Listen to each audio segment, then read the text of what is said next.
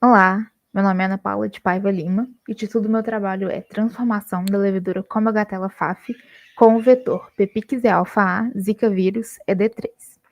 Além de mim, os outros autores desse trabalho são o John Williams Oliveira Prates, o Leandro Fernandes Furô e o Sérgio Oliveira de Paula.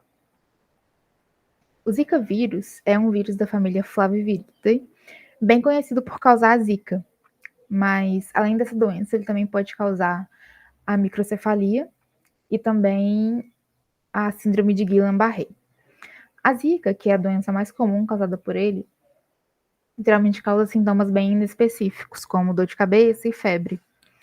E a zika é uma doença de notificação compulsória, então é essencial que seja realizado um diagnóstico certinho para poder ser notificado às autoridades.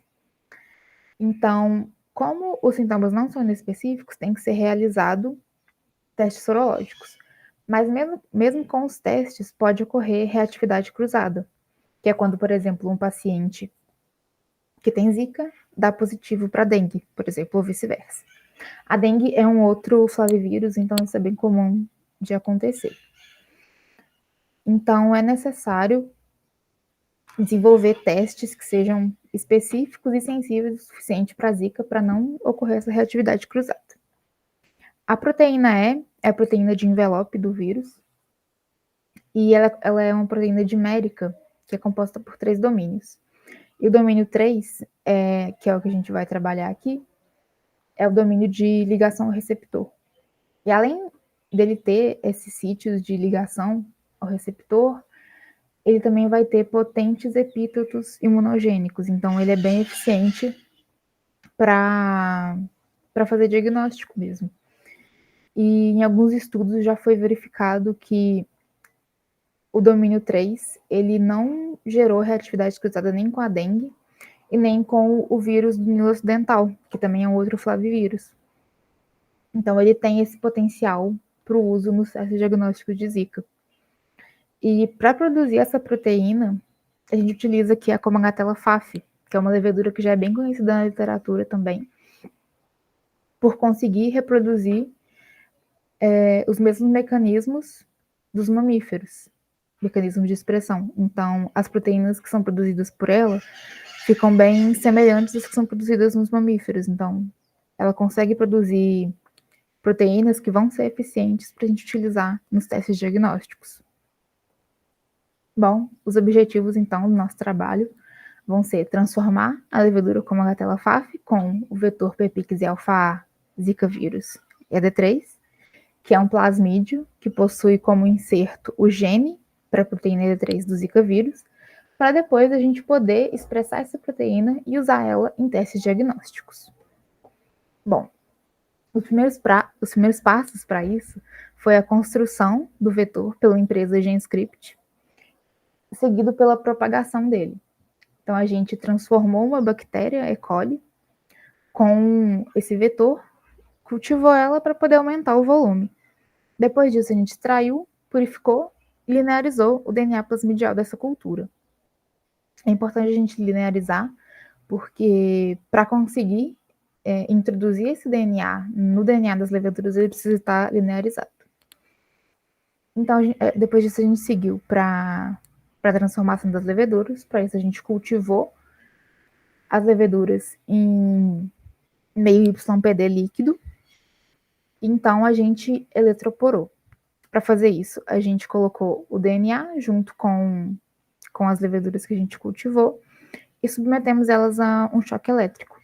Esse choque elétrico abriu poros na membrana da célula e o DNA pôde entrar por esses poros e se integrar ao DNA genômico da levedura.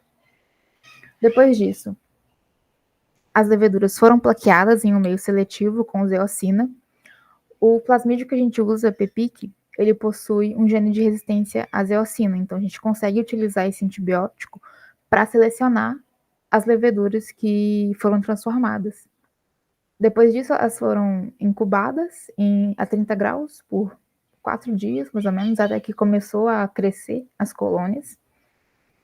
Então, a gente coletou a colônia que cresceu, nesse caso foi apenas uma, e fizemos a extração do DNA genômico dessa levedura.